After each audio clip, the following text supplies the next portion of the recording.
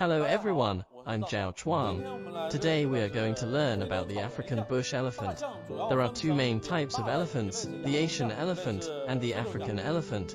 Asian elephants have many species, such as the Indian elephant, the Sri Lankan elephant, and a few other types. They are different from each other in finer ways. The African elephants are different. The African elephant is a collective name of two groups of animals, the bush elephant and the forest elephant. The forest elephant has a smaller body. Compared to the bush elephant, it is probably about this big and looks very different. The African forest elephant has two very large ears. The whole face looks round, and the skin is relatively smooth. It has a very thin trunk.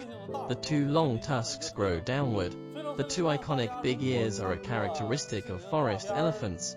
For the African forest elephant, if you have watched Disney's Dumbo, you probably have a strong impression about that elephant, because it uses forest elephant as the prototype.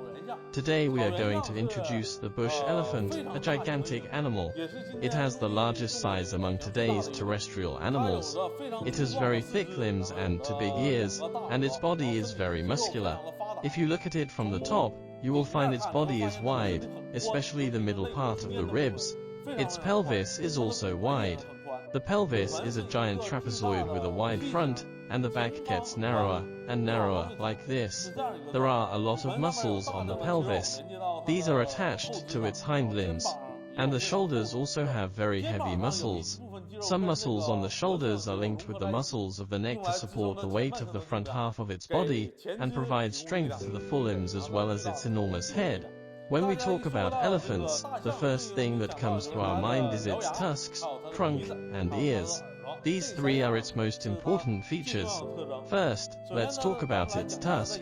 The elephants we now see have tusks like this. But actually, the typical African elephant used to have very long tusks. If you have seen some early photos of Africa, the black and white photos in the 19th century, you will see the tusks of the elephants at that time were long. Some can exceed 2 meters. But the tusks of today's elephants are generally about 70 centimeters.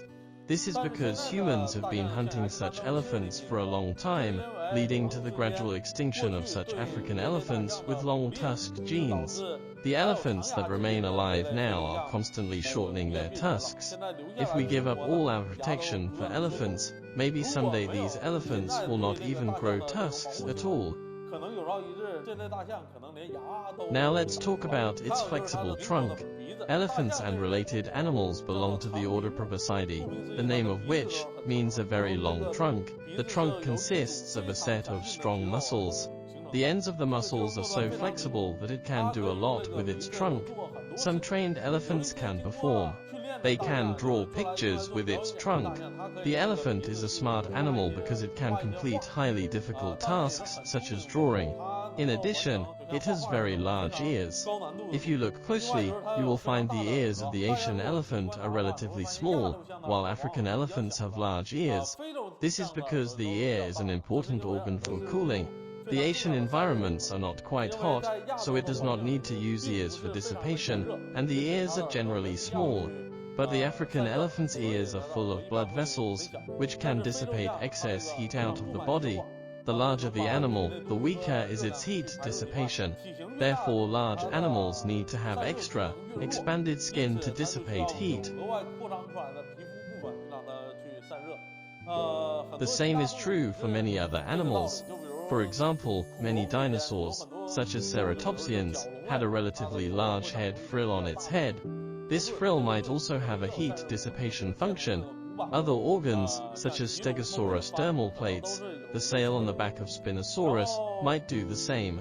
Then, the African elephant has a very short tail, but it is short only in the sense of relative to its body. The small tail nevertheless has long hairs at the end of it. The long hairs on its tail are not like that of a cow, which is like an ink brush.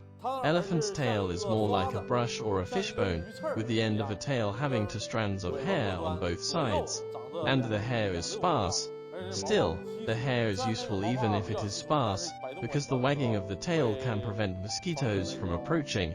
The above description concludes some facts about the African elephant.